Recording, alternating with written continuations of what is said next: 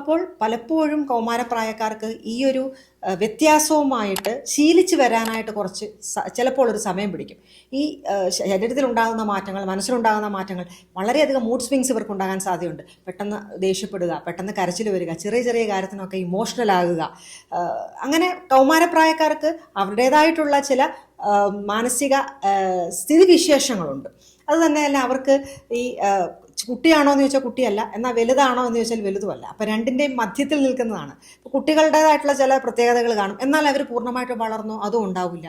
അത് തന്നെയല്ല, സ്വന്തമായിട്ടൊരു ഓട്ടോണമി, ഞാനും ഒരാളാണ്, ഞാനും ഒരു വ്യക്തിയാണ്, എനിക്കും ചിലതറിയാം എന്നുള്ള ഒരു ധാരണ രൂപീകരിക്കുന്ന ഒക്കെ ഒരു പ്രായമാണ്. അപ്പോൾ ഇതനുസരിച്ച് അവർക്ക് ഒരുപാട് മാനസിക പ്രശ്നങ്ങൾ വരാനായിട്ട് സാധ്യതയുണ്ട്. പ്രത്യേകിച്ചും അവർ ഹൈലി ഇമ്പൾസീവ് ആയിരിക്കും.